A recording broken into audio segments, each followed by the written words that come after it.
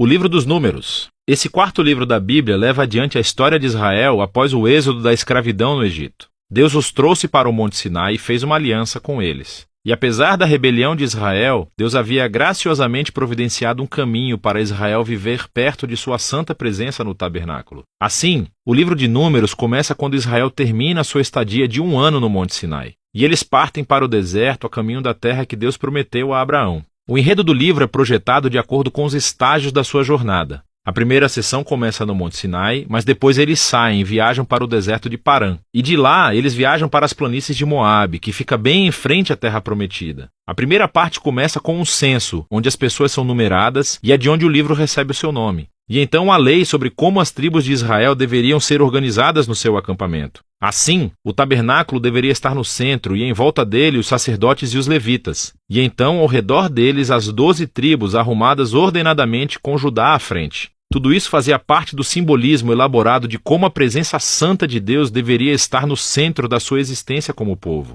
Tudo isso é seguido por uma série de leis que desenvolveram as leis de pureza do livro de Levítico. Se a presença de Deus estivesse entre eles, todo o esforço deveria ser feito para que o acampamento fosse puro, um lugar que pudesse acolher a santidade de Deus. No capítulo 10, a nuvem da presença de Deus se eleva do tabernáculo e guia Israel para longe do Sinai e para dentro do deserto. E imediatamente as coisas dão terrivelmente erradas. No capítulo 11, o povo começa a reclamar sobre a sua fome e sede e como querem voltar para o Egito. E no capítulo 12, os próprios irmão e irmã de Moisés começam a se opor e falar mal dele na frente de todo o povo. Essa viagem não está começando muito bem. A próxima sessão começa quando os israelitas chegam ao deserto de Parã, a meio caminho da terra prometida. E Deus diz a Moisés para enviar 12 espiões, um de cada tribo, para que eles possam espiar a terra prometida. Quando todos os espiões retornam, 10 deles dizem que não há chance de Israel sobreviver lá porque os cananeus os destruirão. Mas há 2 espiões, Caleb e Josué, que dizem que Deus pode salvá-los. Mas os 10 levam as pessoas a uma fúria medonha e começam a planejar um motim. Eles vão nomear um novo líder e voltar para o Egito. Então Deus fica compreensivelmente irritado e Moisés intercede em favor do povo. Ele chama Deus para ser fiel às suas promessas a Abraão. E Deus faz isso, mas não às custas da sua justiça. Ele dá a esses israelitas o que eles querem, não entrar na terra. E Deus condena essa geração a peregrinar no deserto por 40 anos, até que morram. Somente os seus filhos entrarão na terra prometida. Agora, você poderia imaginar que essa consequência grave serviria de aviso para eles. Mas não, tudo fica ainda pior. Na próxima história, há um grupo de levitas que começou uma rebelião. E eles desafiam a liderança de Moisés e Arão, dizendo que eles foram longe demais. Assim, Deus lida severamente com esses levitas e renova o seu compromisso com Moisés e Arão como líderes de Israel. À medida que eles saem da região de Parã e pegam a estrada, tudo cai no fundo do poço de novo. Os israelitas começam a reclamar novamente sobre a sua sede e perguntam por que Moisés os tirou do Egito. Então Deus diz a Moisés para falar com uma rocha para trazer água para todo o povo. Mas Moisés não faz isso e ele ultrapassa os seus limites. Ele bate na pedra 2 vezes e depois diz: "Seus rebeldes, será que nós vamos ter que tirar água dessa rocha?" E então Moisés desonra a Deus, colocando-se no lugar de Deus como aquele que traz a água. E assim, Moisés traz sobre si o mesmo destino que a geração do deserto.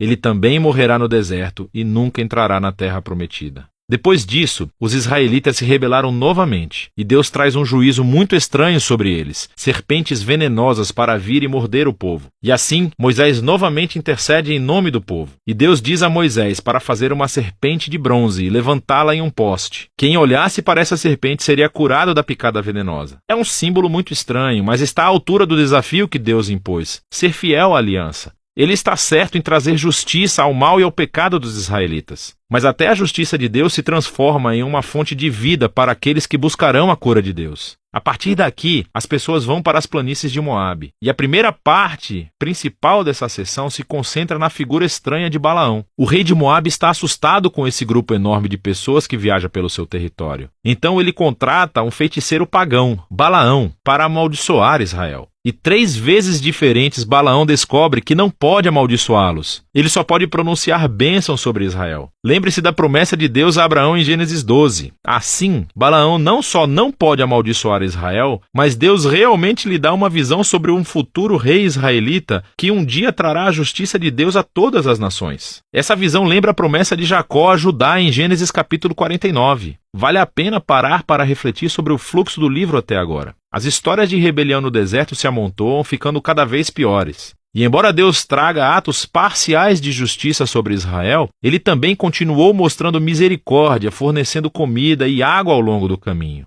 E assim a história de Balaão mostra a graça de Deus em cores brilhantes. Porque aqui está Israel em um acampamento, resmungando e se rebelando. Mas nas colinas, sem o conhecimento deles, Deus os está protegendo e até mesmo os abençoando. E é esse contraste entre a rebelião de Israel e a fidelidade de Deus no deserto que tornou essas histórias tão importantes para as gerações posteriores de Israel. Assim, as histórias do deserto são recontadas diversas vezes por profetas e poetas bíblicos, e até mesmo pelos apóstolos no Novo Testamento. E essas histórias sempre servem como um aviso, que embora Deus seja fiel às suas promessas da aliança, ele também permitirá que o seu povo se rebele e enfrente as consequências. Depois disso, o restante do livro se concentra nos filhos da geração do deserto, e eles começam a se preparar para herdar a terra prometida. Eles fazem outro censo da nova geração e ganham uma série de batalhas com os grupos de pessoas ao redor deles. E algumas tribos até começam a se estabelecer na terra prometida. Então o livro termina com a nova geração pronta para entrar na terra. E Moisés está prestes a entregar as suas palavras finais de sabedoria e advertência. Mas por enquanto, é disso que se trata o livro de Números.